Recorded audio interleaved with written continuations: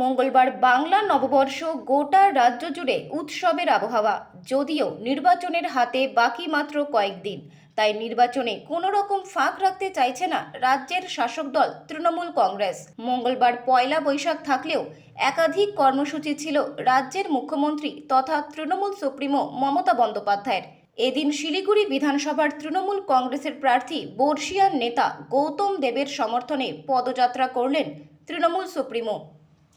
পদযাত্রাটি শুরু হয় শিলিগুড়ির জংশন এলাকা থেকে।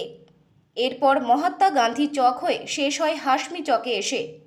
পদযাত্রায় উপস্থিত ছিলেন শিলিগুড়ি বিধানসভার তৃণমূল কংগ্রেসের প্রার্থী গৌতম দেব, মাটিগাড়া নকশালবাড়ি তৃণমূল কংগ্রেসের প্রার্থী শঙ্কর মালাকর, ফাঁসিদেওয়া খড়িবাড়ি বিধানসভার তৃণমূল কংগ্রেসের প্রার্থী রিনা টেপনো এক্কা। পদযাত্রা শেষে সাংবাদিকদের মুখোমুখি হন গৌতম দেব। জয়ের বিষয়ে আমি সুনিশ্চিত এবং মুখ্যমন্ত্রী গাড়িতে উঠে উনি আমাকে ইন্ডিভিজুয়ালি ভি সিগন্যাল দেখালেন। দিদির বডি ল্যাঙ্গুয়েজ, তার চোখের ভাষা, এটা আমি 42 বছর ধরে তার সাথে কাজ করছি, আমি জানি। দিদি খুব পজিটিভ বার্তা শিলিগুড়ি থেকে নিয়ে গেছেন এবং সেটা তিনি আমাকে জানিয়েও গেছেন।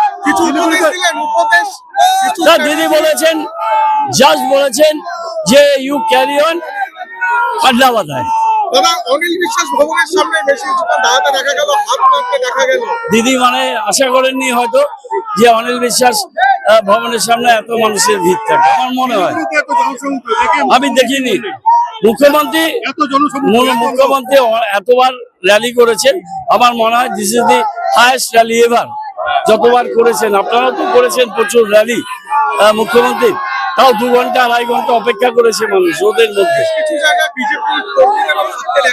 প্রচুর বিজেপি ছিল, নন পলিটিক্যাল মানুষ ছিল। এবার এই ইলেকশনটা সবাই মিলেমিশে তৃণমূল কংগ্রেসকে ভোট দেবে। মানুষের সেই পজিটিভ ভাইবস এটা রাস্তার মধ্যে বোঝা যাচ্ছে। আর ইয়াং ফোর্স, জেনারেশন নেক্সট, মহিলা, সাধারণ মানুষ, ছাত্র যুব, তাদের মধ্যে কিন্তু একটা অন্য উৎসাহ দেখলাম আমি।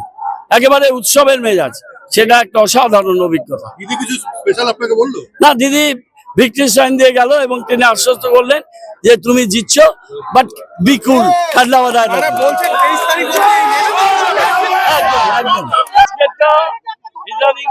সবচেয়ে বড় মিছিল এবং হিলকার দিয়ে দুধারে পেছনে মহানন্দা ব্রিজের প্যারালাল যে রাস্তাটা খোলা ছিল, ওই রাস্তাটা ডবল লেন মিছিল হয়েছে এবং মিছিলের স্রোত আসছে বিধান রোডের এদিকে। পুরো লোক চারিদিকে জনরণ্য, এত কালারফুল, এত ইভেন্টফুল এবং 3.5 কিলোমিটারের মতো এই পথ উনি হেঁটেছেন। 2 ঘন্টা 2.5 ঘন্টা মানুষ ওয়েট করেছে। এটা একটা অসাধারণ এক্সপিরিয়েন্স। সমস্ত জাতি, ধর্ম, ভাষা এবং সমস্ত ধর্মবর্ণের মানুষ ছিল এবং অরাজনৈতিক মানুষ প্রচুর ছিল। ইতিহাস, একদম ইতিহাস। উনি বলছেন জিতছ, তুমি ঠান্ডা রাখো মাথা। গৌতম দেব জিন্দাবাদ! জয় বাংলা!